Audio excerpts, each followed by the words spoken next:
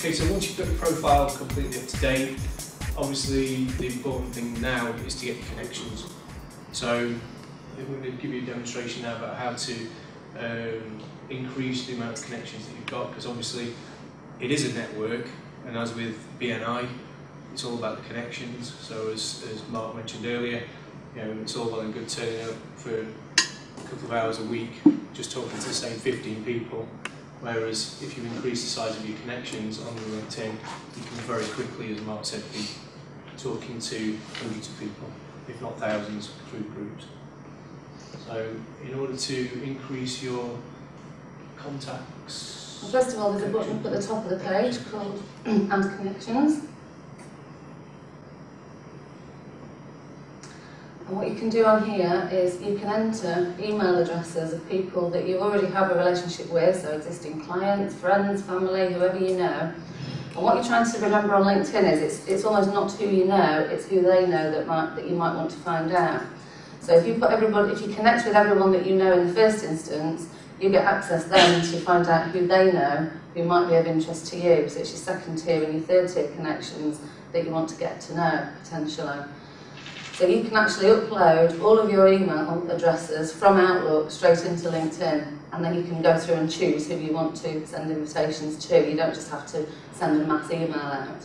And that's really easy to do. You can do it through your email here, import desktop email contacts, so that would be from Outlook, or you can enter them individually and send invitations to people. One of the things you can use as well is if you use Iris as your main sort of contact database. I'm presuming quite a few of you in here use Iris. You can actually just get all the email addresses and contact details from your Iris database, put them into a CSV file, and by clicking on that bottom button there, it's just very easy to upload that CSV file, and it populates a series of boxes that you can just then send a mass email out to invite to connect to you. And again, you can choose which ones you want to connect with. I'm sure we've all been deluged with various emails from people, unsolicited or solicited, saying please join my sort of LinkedIn connection. But that's basically how it's done. And again, I mean, we know that time is an issue. This literally takes seconds. So it's, again, when we put it in context of going to an offline networking sort of activity like BNI, you just sort of measure the two in terms of time. LinkedIn is a lot quicker and a lot more time effective and a lot more cost effective, because again, it's free. The other thing on this page you might want to look at is the people you may know section, and what that does is LinkedIn will look at who you already know and find mutual connections and then suggest other people to you that you might know you're just not connected to yet. So these are all people that know people that I know, if that makes sense.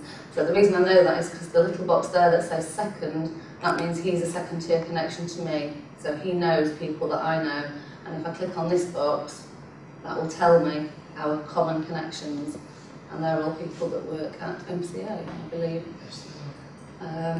So if I wanted to get to know Stephen, I could ask one of these guys to make an introduction for me. So would you mind introducing me, because I might want to do business with him, or and put forward a reason that I might want to get to know them. Might be interesting just to show that. Obviously not to physically do the whole thing, but just show. I'll do that as we go through the advanced search, if that's okay. Yeah. So if you want to connect to someone that has come up on this list, and especially when you're first getting started on LinkedIn, you'll get a lot of these, because the first few people you connect to, by their nature, they'll know other people that you know, so you'll suddenly go down the list and you'll think, oh yeah, I know that person, especially if it's from a previous employment. All you need to do is click on the connect button. You can add a personal message if you want to. It automatically comes up with just a standard message saying, I'd like to add you. But if there's something, if you know them and you say, well, we met at such and such an event, or whatever it might be, and then you click send invitation, and they get an email asking them to connect with you on LinkedIn, and they can choose to accept or decline. And if someone declines, it doesn't tell you that they've declined. So if you decline someone else, don't worry, they're not going to get a horrible email saying this person didn't want to connect with you. It's entirely at your discretion.